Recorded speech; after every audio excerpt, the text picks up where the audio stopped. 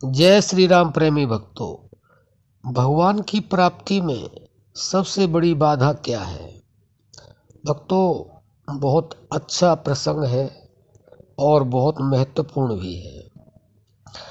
भगवान की प्राप्ति में बाधा तो बहुत सारी चीज़ हैं, जैसे कि काम है, क्रोध है, लोभ है, मोह है, अहंकार है। ये सब बाधाएं हैं। इन बाधाओं से ऊपर भी एक बाधा है जो बहुत ही महत्वपूर्ण है, और उसको जानने से और उसके अभ्यास करने से आपको भगवान की प्राप्ति में कोई बाधा नहीं हो सकती है।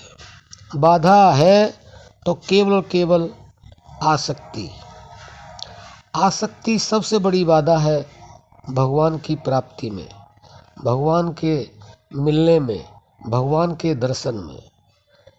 देखिए, भगवान श्री कृष्ण ने गीता में कहा है कि आप कर्म भी करो और भजन भी करो, लेकिन कुछ लोगों ने ऐसा कहा कि भगवान दोनों कार्य एक साथ कैसे हो सकते हैं। और फिर आपने ये भी कहा है कि कर्म करो और जैसा करोगे वैसा मिलेगा। तो कुछ कर्म ऐसे हैं कि आप कहते हैं कि वह कर्म अच्छे नहीं हैं, तो कर्म फिर किस लिए बनाए? तो भगवान ने स्पष्ट रूप से कहा कि मैंने कर्म भोगने के लिए कर्म बनाए। कर्म करो, कर्मों को भोगो, लेकिन उनमें आसक्त मत हो। अगर आप आसक्त हो गए तो आपकी दुर्गति निश्चित है। आपके पास धन दौलत है, मान सम्मान है, यश है, परिवार है, सब कुछ आपके पास है, लेकिन उनमें आप लिप्त ना हो, आप उनमें आसक्त ना हो। जो हो रहा है उसको होने दो। अगर आप कोई बिजनेस करते हैं, कोई व्यापार करते हैं, अगर उसमें घाटा हो जाता है तो आप दुखी ना हो। अगर आप उसमें बहुत ज़्यादा फ़ायदा कमाते हैं, बहुत आपको लाभ होता है, तो आप इतने खुश भी ना हो। आप केवल और केवल सामान्य स्थिति में रहें, तो उसको कैसे है कि आप आसक्त नहीं हैं।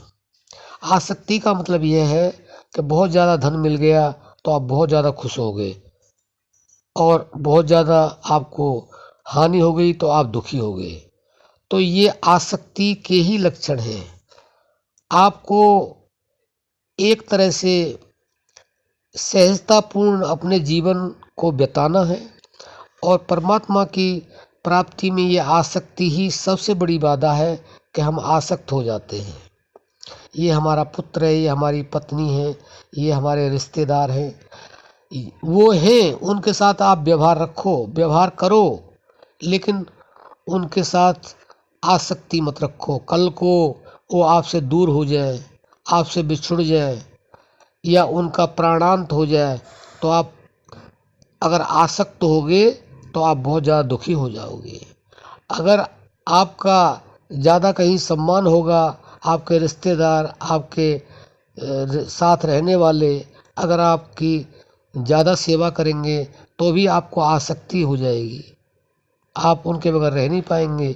जब वो आपकी सेवा नहीं करेंगे, आपका गुणगान नहीं गाएंगे, तो आपको बहुत ही दर्द होगा।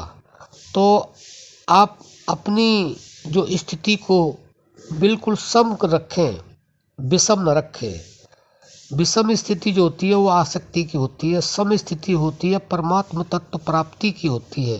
तो अगर आप भोगों को भोगे, हर कार्य करें, हर कार्य में सहयोग दें, रिश्तेदारों के साथ मिलजुल करके रहें, लेकिन किसी के साथ आसक्त ना हो। केवल उतना ही, बस जितना हो गया उतना ठीक।